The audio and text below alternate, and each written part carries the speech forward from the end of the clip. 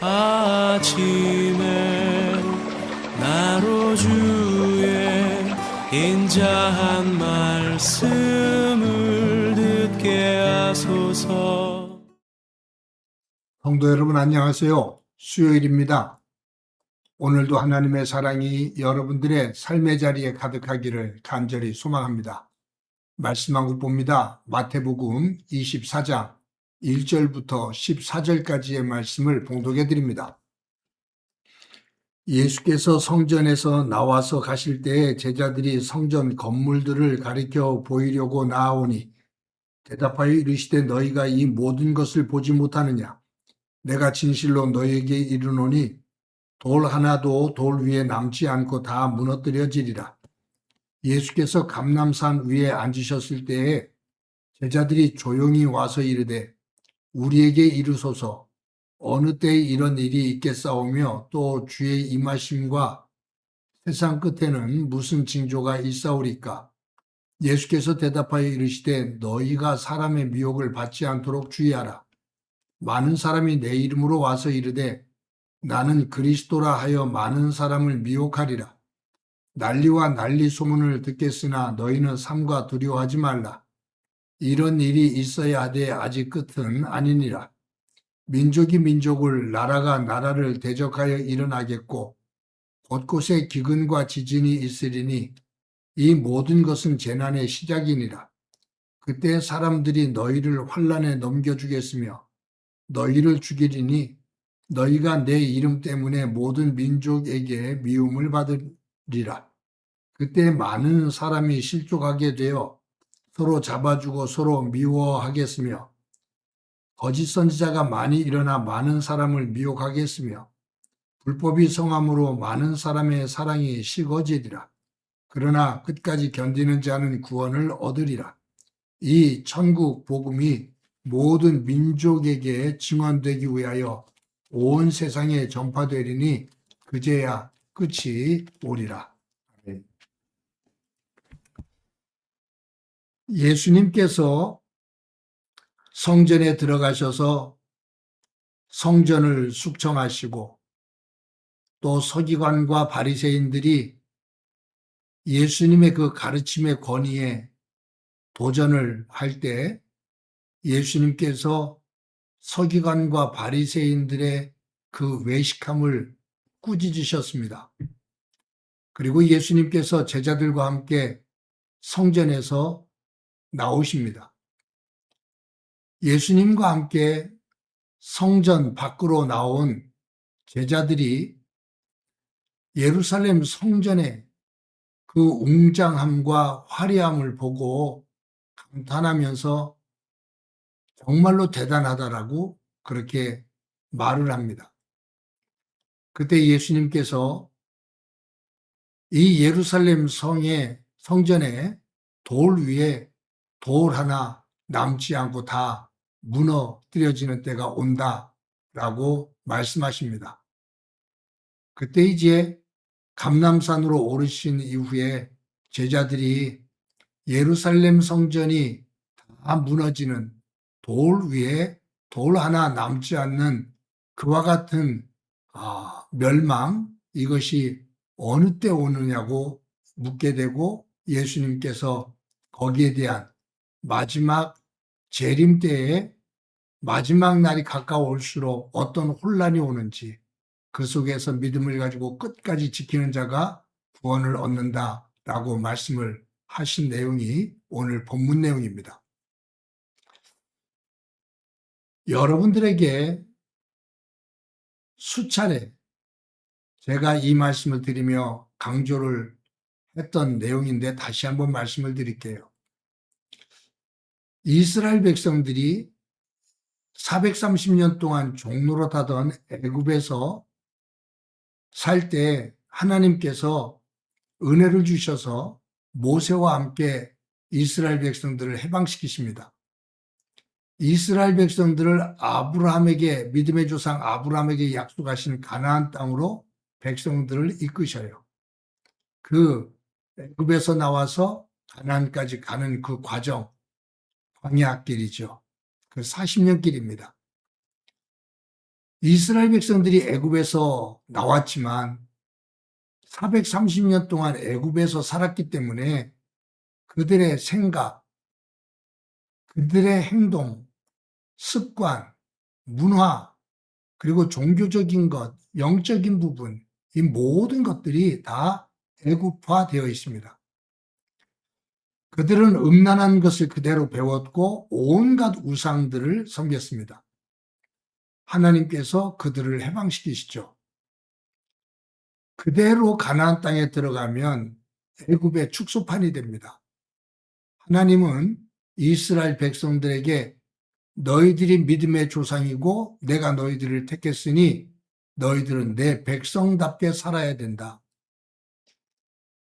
그래서 하나님께서 이스라엘 백성들에게 주신 삶의 기준이 율법입니다. 모세를 시내산으로 올라오게 하셔서 하나님께서 모세에게 십계명을 주셔요. 십계명 안에는 하나님 사랑과 이웃 사랑에 대한 내용이 들어있죠. 그 율법은 단지 이스라엘 백성들이 지켜야 될 계명 그것만이 아니라 애굽에서 생활하면서 몸에 익은 것이 있는데 이스라엘 백성들은 죄를 죄로 알지를 못해요.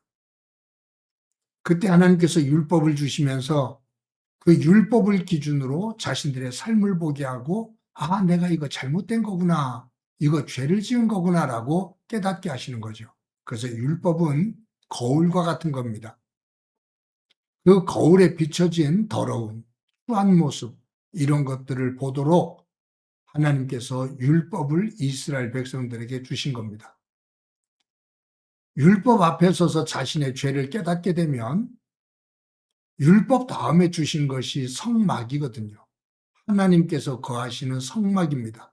거기에 제단을 만들게 하셨고 죄를 율법을 통해서 죄를 깨달은 백성들이 하나님 계신 성막에 와서 제사를 드리며 죄를 고백하고 죄 사함을 받고 돌아가는 겁니다.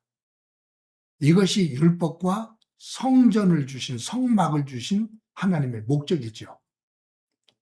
율법을 통해서 죄를 깨닫고 성막에서 제사를 통해서 다시 용서함을 받고 이것이 반복되어지면서 성화되는 거예요. 하나님의 거룩을 닮아가는 거예요.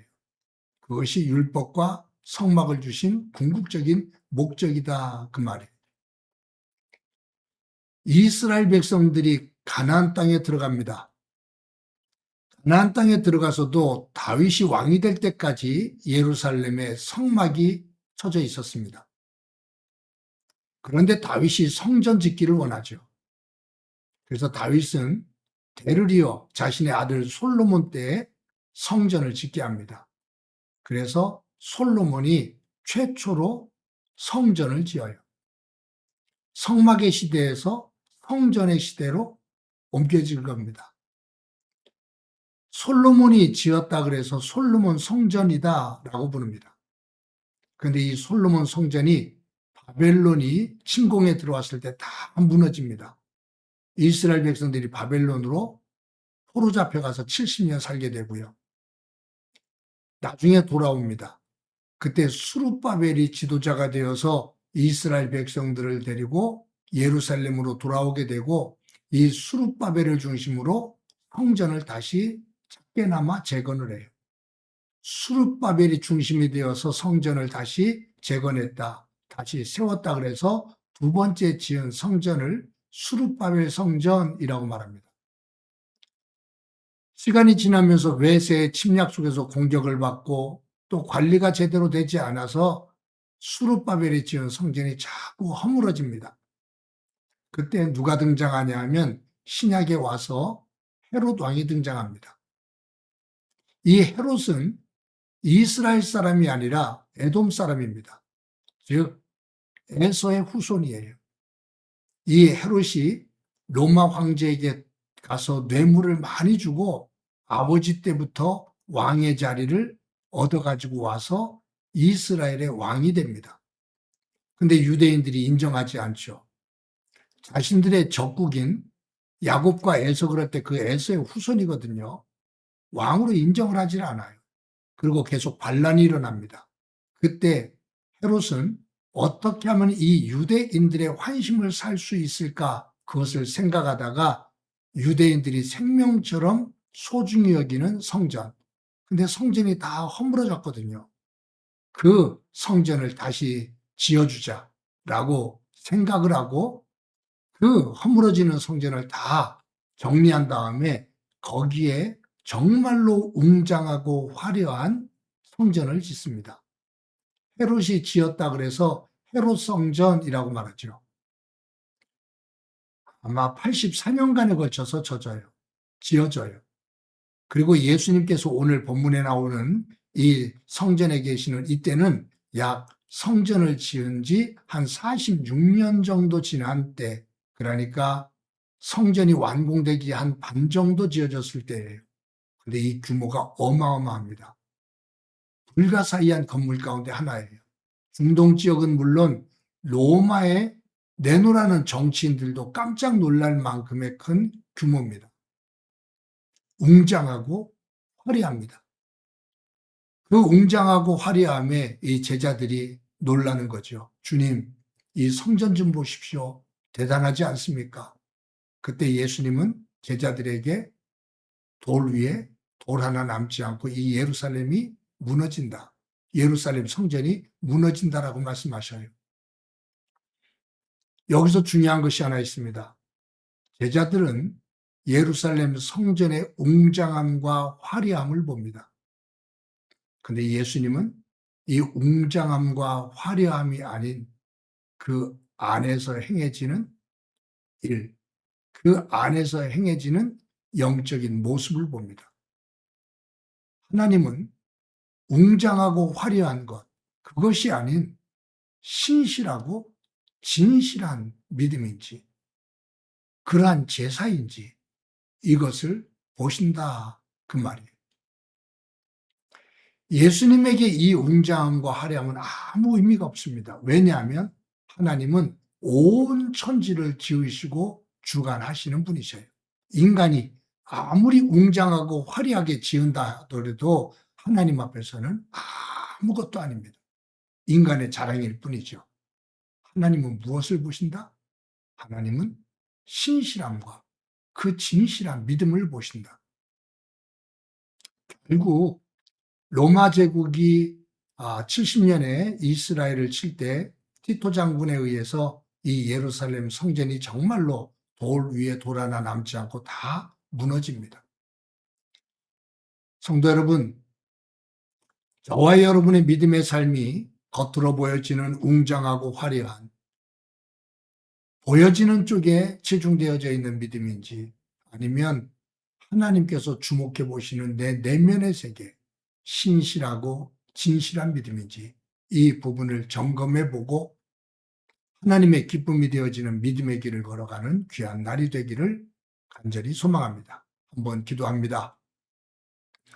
하나님 감사합니다. 오늘도 소중한 날 주신 것 감사합니다.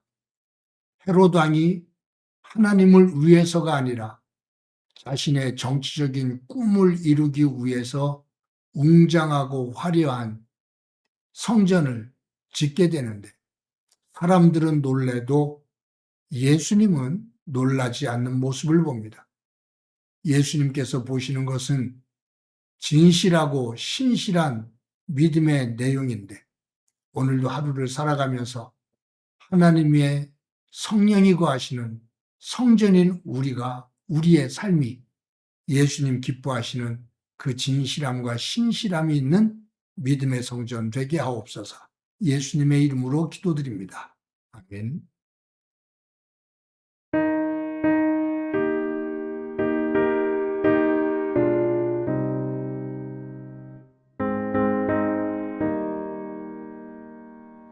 신자 되기 원합니다. 진심으로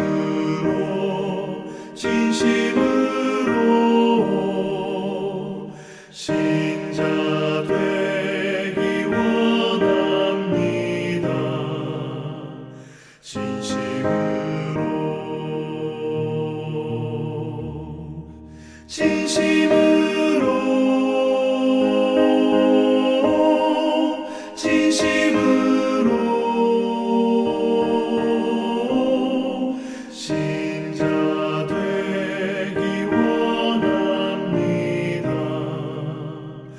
진심으로